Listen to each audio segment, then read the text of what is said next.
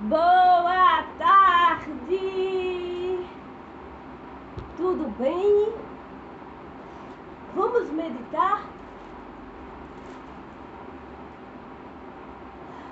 Hoje, o Espírito Santo me convidou para falar com você sobre um tema bem sério. Os oportunistas da fé. Eu estou bem fanhosa, a minha voz está bem limitada, mas acredito que a gente consiga discorrer sobre essa temática que exige muita prudência e cautela, porque é um tema muito sério, mas extremamente importante para nós, servos do Senhor, meditarmos. Porque desde que igreja é igreja, existe oportunistas, não é? O oportunismo, no sentido geral, ele é algo extremamente sujo.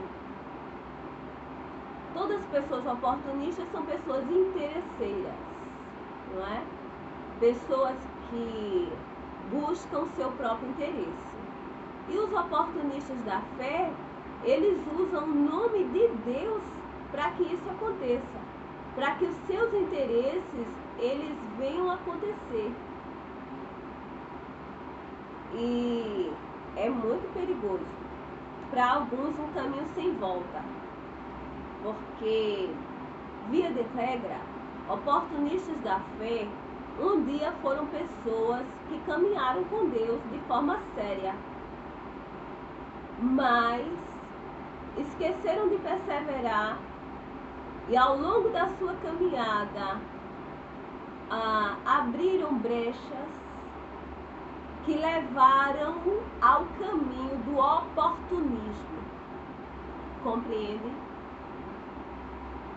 É perigosíssimo esse caminho, mas que existe um número significativo de pessoas na Igreja do Senhor discorrendo por esse caminho do oportunismo.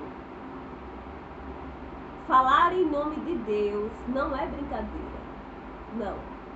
Exige um cunho de seriedade absurdo, e não é para todo mundo ter essa noção da seriedade que exige eu levar uma palavra em nome de Deus para alguém ou para alguns, não é?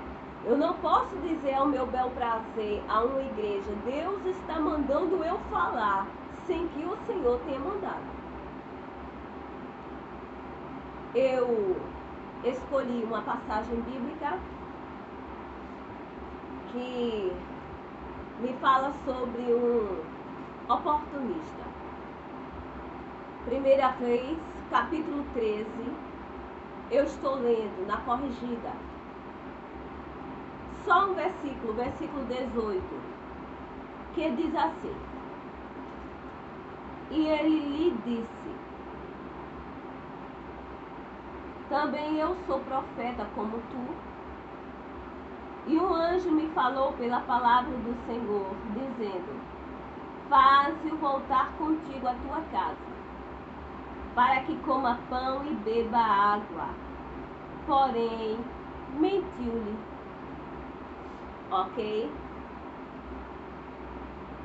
Essa passagem bíblica mostra uma situação em que um profeta vindo de Judá recebeu uma mensagem da parte de Deus para dar uma dura mensagem ao rei Jeroboão. Ele foi levantado para profetizar contra o altar levantado pelo rei Jeroboão. Só que a nação de Israel é uma nação teocêntrica que deveria oferecer sacrifício apenas ao Deus de Israel. E Jeroboão, como alguns reis de Israel, nas suas loucuras e desvaneios espirituais, acharam por bem assim fazer. E Deus muito se indignou e na sua ira levantou aquele profeta. Mas deu àquele profeta algumas recomendações. Entre elas seria que ele não comesse pão nem bebesse água, em lugar algum. Ele fosse, entregasse a mensagem e, como outra norma, não voltasse pelo mesmo caminho em que ele foi. Estava lá o profeta profetizando, altar, e disse mais: você vai se feder de alto a baixo, como sinal de que o Senhor está falando em minha vida, as cinzas se espalharão por todos os cantos. E enquanto o profeta ainda falava, o rei Jeroboão ficou indignado com aquela profecia e mandando prender aquele profeta, levantando e erguendo as suas mãos com a voz de autoridade, ele foi tocado por Deus, ele foi ferido por Deus. A Bíblia diz que ele ficou com os braços endurecidos como pedra, nos dando a entender que ele teve uma espécie de derrame. O rei sofreu aquele impacto emocional e se conscientizou que aquela palavra veio da parte de Deus. Chegou até o profeta, pediu que ele orasse a Deus para que ele viesse se restabelecer. O profeta assim o fez e ele automaticamente ficou curado. Então o rei quis de alguma forma recompensá-lo, convidou para comer com ele, mas o profeta, que havia ouvido as orientações de Deus, disse a ele: não, eu recebi uma ordem da parte de Deus, nem comer nem beber na casa de ninguém. E ainda que tu me deste metade do teu reino, eu não aceitaria. Compreende a seriedade do ministério profético? E o quanto aquele profeta verdadeiramente não era um mercenário e era sério naquilo que ele fazia? Ele só tinha um problema. Ele era ingênuo. Ele era um jovem profeta. Então, aquele jovem, ele prosseguiu o caminho de volta. Mas aquela profecia e toda aquela situação, ela repercutiu, causou muita repercussão aquele episódio e chegou aos ouvidos de um homem que a Bíblia o chama velho profeta ou profeta velho, porque ele era um homem de idade e experiente. Um homem que um dia certamente teve comunhão com Deus, mas já não tinha. Não. Ele ficou despertado, instigou a curiosidade dele, ouvir algo de tamanha façanha. E ele perguntou aos filhos dele que trouxe essa notícia: por onde foi aquele profeta? Qual o caminho que ele tomou? E assim orientaram e ele caminhou, pediu que ali arrumassem uma jumenta e ele seguiu de caminho e encontrou aquele jovem profeta descansando embaixo de uma árvore. Aí entra essa passagem que eu inicio a leitura. Começa um diálogo entre o velho profeta e o jovem profeta inexperiente. O velho profeta: você é o profeta que veio de Judá? Ele: sou. Foi eu mesmo que profetizei lá contra o altar levantado pelo rei Jeroboão. Ele disse: eu também sou profeta. Aí ele disse: vem comer comigo, tipo, me dá uma brechinha aí, compreende? Veio puxar papo, veio ver se conseguia conquistá-lo. Aí ele disse: não, eu recebi ordem de nem comer nem beber na casa de ninguém. Aí entra a jogada do velho profeta. Ele disse: não, Deus falou comigo e mandou que eu viesse até a ti. ele me apareceu através de um anjo e disse que eu te convidasse para comer e beber comigo. E aí, o profeta mais jovem foi ludibriado. Veja que ele não prosseguiu, ele não firmou a palavra como fez antes com o rei Jeroboão. Com o rei Jeroboão, ele chegou a ser até ousado, dizendo: se metade do teu reino me oferecerdes, eu não aceitarei. Por quê? Porque o profeta velho é alguém cheio de artimanha, malícia e astúcia. Ele usou o nome de Deus e a história que ele contou foi muito convincente. Ele fez uma história de um arrodeio tão perfeito. Ele criou um roteiro perfeito. Ele disse: um anjo. Vamos reler aqui o versículo 18? Ele diz assim: um anjo me falou pela palavra do Senhor, dizendo: faze voltar contigo a tua casa, para que coma pão e beba água. Foi muito bem feito o roteirinho e a história de alguém que tem uma lábia de matar leão. Era assim a lábia do profeta velho. E é assim a lábia de todos aqueles que profetizam mentindo. Porque o velho profeta, ele estava mentindo ao jovem profeta inexperiente.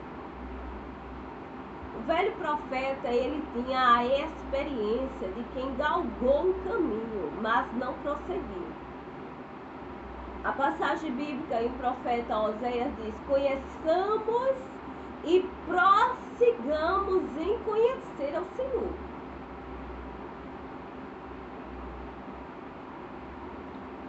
Conhecemos a Deus, mas precisamos prosseguir em conhecer, que é o mais difícil, né? O ofício delegado àquele homem não foi por ele conservado, não. E a gente observa bem que ele ficou muito instigado a correr atrás da ingenuidade de um profeta mais jovem. Observe que quando contaram a ele, ele percebeu que o cara era inexperiente, porque se alguém tivesse mais experiência, ele não ia dizer: não, Deus me proibiu de comer pão e beber água, e também de voltar pelo mesmo caminho. Alguém com mais experiência não iria falar as recomendações de Deus. Ele ia calar e ficar só com ele. Ele ia apenas praticar e não daria satisfação a terceiros das ordens de Deus, compreende? Ao contarem isso ao velho profeta, ele manjou na hora. Esse cara é inexperiente, eu vou ludibriá-lo. Assim são as pessoas que chamamos oportunistas da fé. São pessoas experientes, maliciosas. São pessoas convincentes. São pessoas que usam roteiros e histórias muito precisas. São pessoas extremamente observadoras e articuladoras, que usam os seus dons para seu próprio interesse e seu próprio benefício. E usam o nome de Deus para que isso seja conquistado com eficácia. E está assim, de gente assim dentro da igreja, ludibriando os mais jovens profetas e levando-os à destruição. Como foi mesmo o fim daquele jovem profeta? O mesmo profeta que o enganou foi o canal que Deus usou para sentenciar. Deus, usando a boca do velho profeta, ali deu ultimato. Pelo ato da desobediência, ele seria morto. E não teria o direito de ser enterrado no sepulcro dos seus ancestrais. E assim aconteceu. Ele foi morto por um leão de caminho. É uma passagem bíblica que nos convida a meditarmos, a refletirmos e a sermos deveras vigilantes quanto aos oportunistas da fé. E temos muita cautela com esse perigoso caminho que muitos estão descorrendo, mesmo tendo iniciado um caminho bom, um caminho de conhecimento, mas não prosseguiram no conhecer e no temor a Deus, para jamais utilizar o dom de Deus em benefício próprio, porque isso é nefasto. Quando eu uso o dom de Deus para meus próprios interesses, eu estou sendo utilizado pelo diabo. E existe um número considerável de pessoas dentro da igreja que estão usando o dom de Deus para seus próprios benefícios. E o dom de Deus é para a glória unicamente de Deus. Existe inúmeros engodos, não é? São laços traçados na vida de alguns através de profecias não vindas da parte de Deus, por oportunistas da fé que tentam, através dos seus interesses ilícitos, galgar algum benefício através daquelas vidas, às quais eles vão direcionar uma determinada palavra. Isso é perigoso. Eu já vi que eu não vou entrar em detalhes, pois não é ético, não é? E eu não vou correr o risco de faltar a ética nas mensagens. Mas eu já vi desde casamentos arrumados, não é? Por palavras, por mensagens que não vieram da parte de Deus, até coisas também de dificuldades e caminhos de ilicitudes. Deus não é Deus de confusão. Deus é um Deus ordeiro de extremo zelo pelas suas ovelhas. E se existe algo que Deus vela, é sobre a sua palavra para cumpri-la, contanto que estejamos em sua dispensação para ouvi-la. A Bíblia, ela recomenda que provemos os espíritos. Vamos ver lá uma passagem da Bíblia? 1 João capítulo 4. Também aqui na corrigida.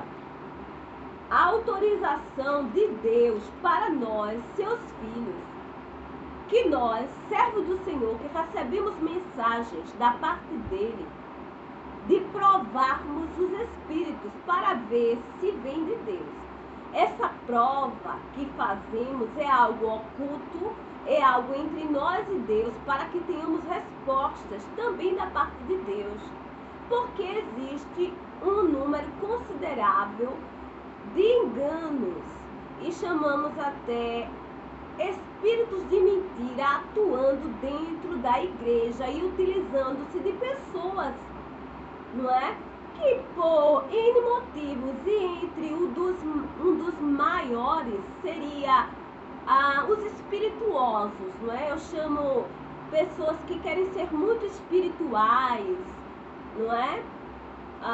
E brincam com o dom de Deus, achando que a sua espiritualização será sinônimo de muitas profecias, muitas palavras vindas da parte de Deus. E com isso, sai aleatoriamente fazendo o que bem querem e o curso do seu coração conduz.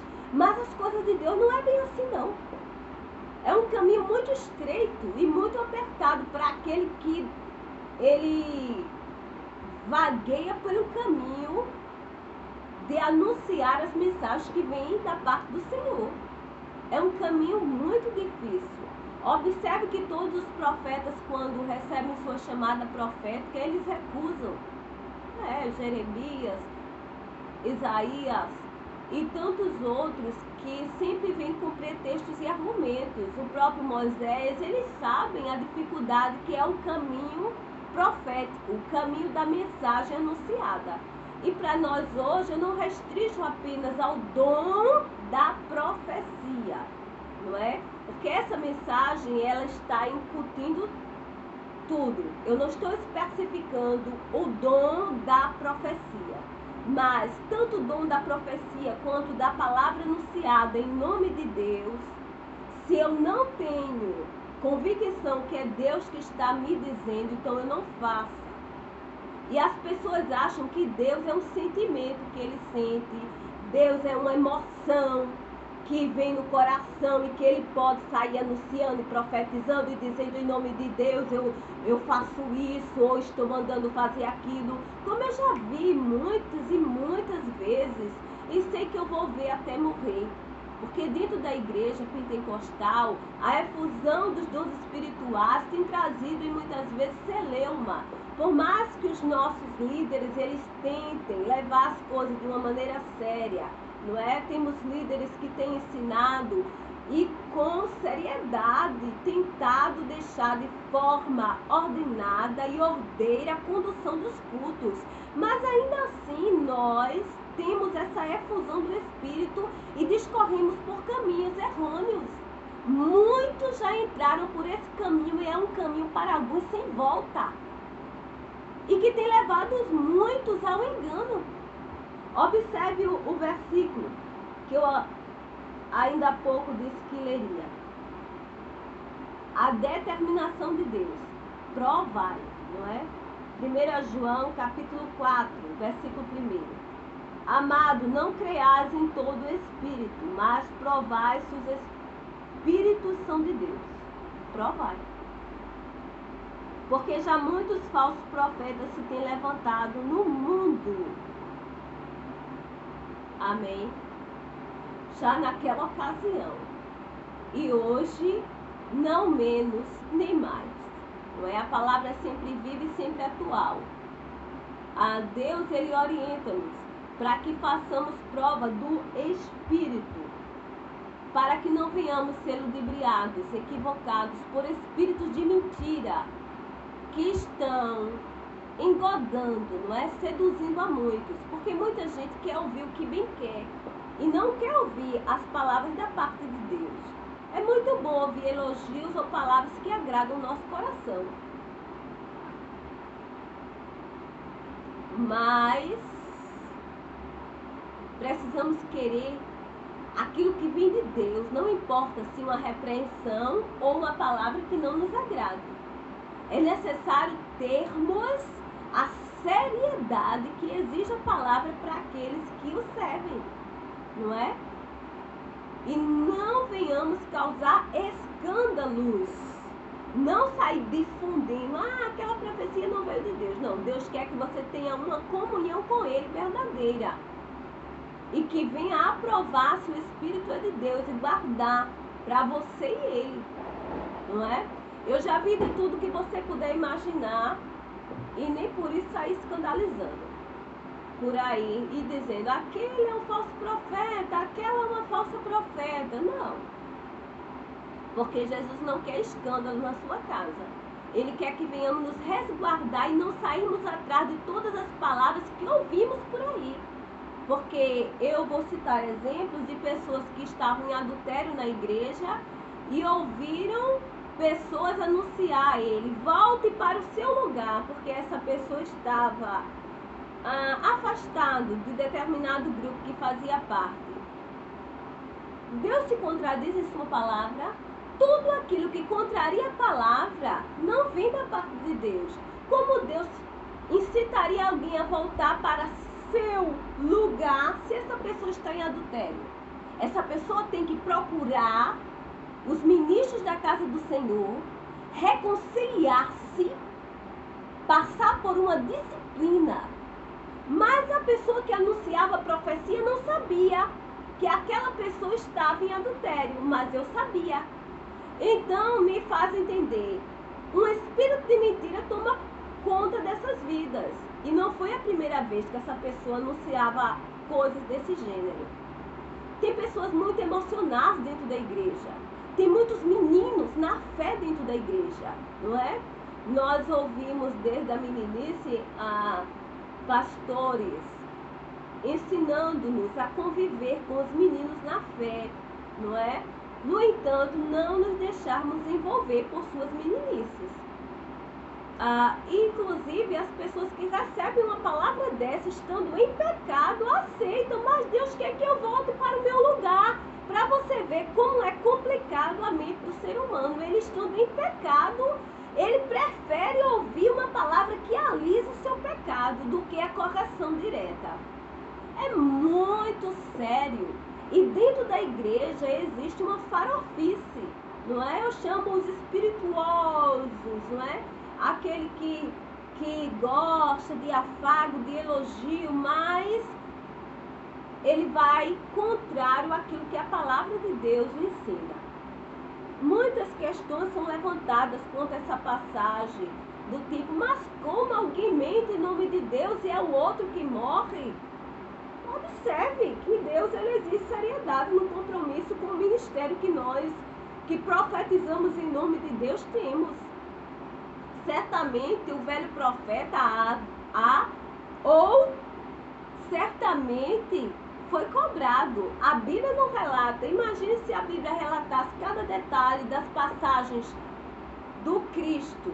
Não havia papel que coubesse. Uma coisa sabemos, Deus não tem culpado por inocente, e muito menos inocente por culpado. O que sabemos é que nós, servos de Deus, precisamos ter seriedade na ministração da sua palavra e no uso dos dons aos quais eles têm dado. Ainda que em prejuízo nosso, jamais venhamos brincar com dons de Deus. Quantas pessoas que sabem que alguém tem um dom da profecia ou que é usado, não é, no dom da ciência, no dom da palavra da sabedoria e faz um caminho de roçado na casa daquelas pessoas, usando essa pessoa como um oráculo e não vai buscar e nem ter o seu altar. Deus ele não quer isso, jamais. Nós temos a palavra como o norte e a orientação. E tudo aquilo que discorre fora da palavra é de ordem satânica. E não importa quem esteja procedendo assim, ele está mentindo. E ele está dando lugar ao diabo quando ele assim o faz. Observe cada passada do velho profeta e é isso que eu, junto com você, quero atentar. É um caminho sutil. É um caminho que aparentemente parece tão correto, mas se em um desses passos contradizer com aquilo que o Espírito Santo da verdade nos tem revelado pela palavra, então não aceite nada. Nada. Não existe meia verdade. Para Deus não existe. Não é? Existem pessoas que começam bem, ou seja, iniciam em nome de Deus, mas terminam em nome do homem. Uma palavra, não é? Ele enxerta na palavra algo para lhe beneficiar. Isso é nefasto. Isto não vem da parte de Deus, não importa quem esteja assim procedendo. Existe hoje uma gama muito grande de pessoas decepcionadas espiritualmente, dizendo, Deus me disse isso e não aconteceu. Se não aconteceu, não foi Deus, foi homens. Compreende? Deus, ele nos fala e ele responsabiliza-se pela sua palavra. E ele nos autoriza a provarmos o Espírito. Porque aquele que ouve a mensagem, ele também faz a prova de Deus para poder anunciar. Nós não saímos ouvindo qualquer palavra porque, assim, de esquizofrênico que existe na casa do Senhor, não é? Ah, eu ouvi uma voz que me disse e eu falei. E é assim, é? Que caminho nefasto é esse? Que caminho contraditório é esse? Não. Observe o que a Bíblia fala. Eu medito muito naquela passagem onde Pedro, ele foi convidado pelo Espírito de Deus numa visão, não é? Um anjo apareceu a Cornélio, um homem que dava esmola, mas não era um crente. E um anjo lhe apareceu dizendo a ele uma mensagem, que ele teria que ir ter com Pedro e disse onde ele assim faria. Mas simultaneamente, Deus estava falando com Pedro através de uma visão em que um lençol era estendido de ponta a ponta, não é? Nas 4 pontas, e Pedro ali, por 3 vezes seguida, via naquele lençol vários animais, quadrúpedes e espécies de répteis, e o Senhor que lhe dizia, mata e come. Mas por 3 vezes seguida ele rejeitava, mas Deus assim o convencendo, dizendo, não tenha por impuro aquilo que eu tornei puro. E posteriormente a essas visões, o anjo lhe diz que ele tem que ir à casa de Cornélio, que viria 2 homens e ter com ele, e o convidaria e o levaria. Compreende? Aquilo que o Espírito de Deus falou a Cornélio, também falou a Pedro. Em Deus não existe contradições. Em Deus, Ele é muito perfeito e sublime nas suas ações. Todas as vezes que existem pontos soltos,